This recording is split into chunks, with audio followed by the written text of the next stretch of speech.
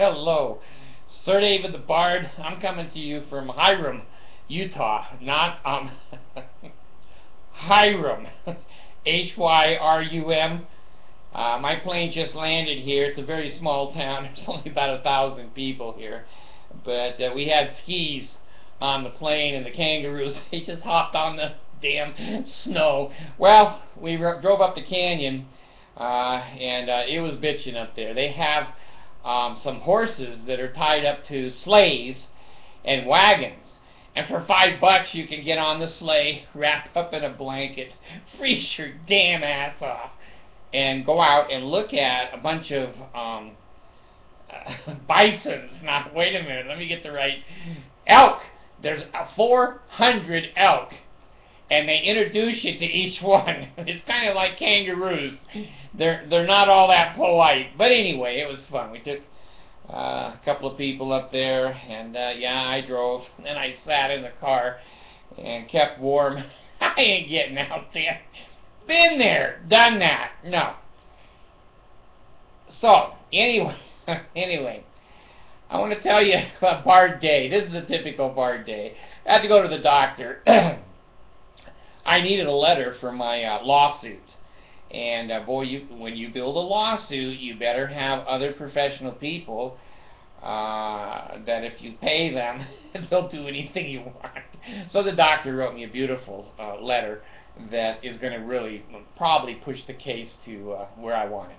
So anyway, I go in, and I thought my appointment was at 9, so I went in about 8:30. And then I found out my appointment was 10:15. How do you blame that on somebody else? I kept thinking and thinking. There should be a way for me to explain it was their fault. It wasn't. It was Mr. Stupid. So I sat there and I sat there. I watched 3 or 4 babies born and then get their driver's license. I was there for a while.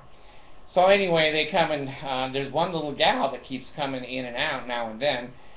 Oh my gosh, Marie Osmond, you're gone. This girl is 18. Marie, you're over 50, you know. The surgeries have done well. You look good, but this was I'm talking Reformed Egyptian now from the Mormons. She was hot. Probably 5'3" or 4" and probably 105 pounds.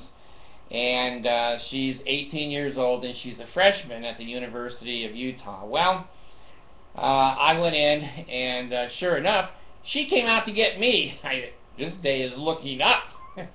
This is going to be a Bard Day. So we go to the scales where they weigh you. Now, I was in there a month ago, and I weighed 277. So she puts me on the scale. Comes up 205. 205. And I thought, am I that full of hot air seeing this young thing that I've lost 70 pounds or whatever? Anyway, I turned to her.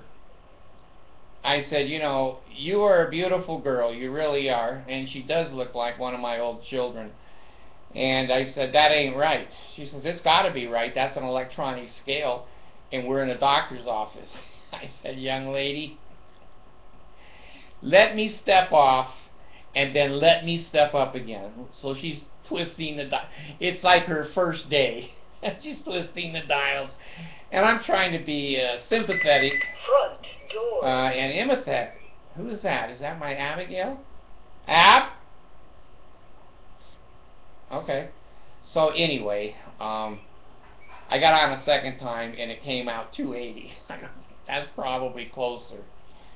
So then I thought, well, this day is not looking as hot as it was.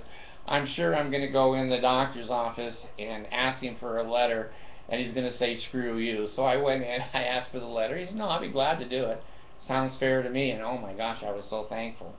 And then I said to him, you know, I can't hear very well. Do you mind cleaning my ears out? Because that's what happens.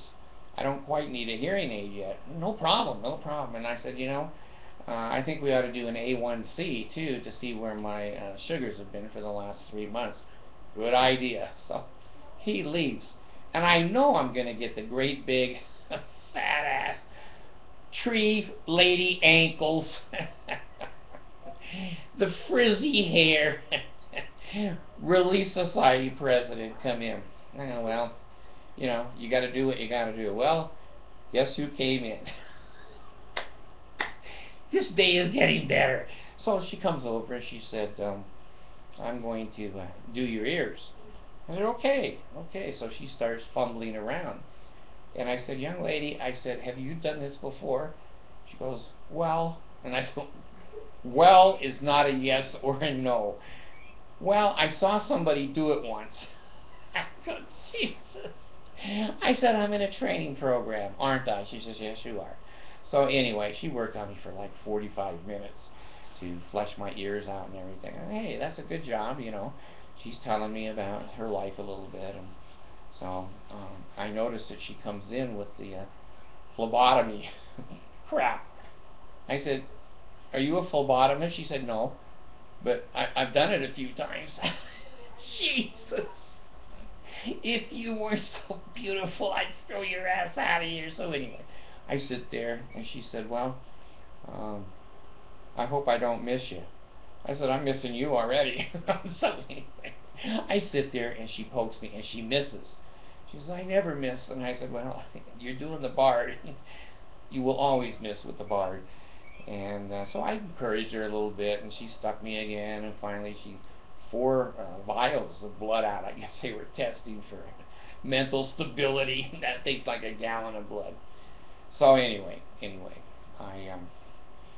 I got out of the doctor's office there and got my letter, and she said, as I was leaving, she said, is there anything else I could do for you? And I said, yeah, you could marry me. She says, well, I'm only 18. No, never mind. I'm a Mormon. I want you to be 14. She's laughing. I'm laughing. So anyway, I had a good time at the doctor's. And I had a good time at the Elk Ranch. It's called Hardware Ranch. And it's up the canyon. And it was fun. So anyway, I just wanted to get to you that it's been a Bard day. And I want you to have health in the navel, marrow, and the bone, strength in the loins, and the sinews, power and the priesthood be upon me and upon my posterity through all generations of time and throughout all eternity. Pay me, lay me, and ail me. O God, hear the words of my mouth. Give me the true order of prayer. In a circle, I'll take you in the right hand with the patriarchal grip or sure sign of the nail. Then I'll put my elbow up on your shoulder, and then let's all repeat the prayers of the fool monkey that's in the center of the circle. So anyway, don't cut my throat, don't tear my heart out, don't get out my guts, and I hope that you have a happy new year. I do. And those of you that have wished me a happy new year and my family, I greatly appreciate that. I really do appreciate it. So hang in there, hang in there. This is a new year, the economy is back, you'll get a job, you'll get some medications, things will start to work out. So anyway, this is the Bard, and the Bard is gone.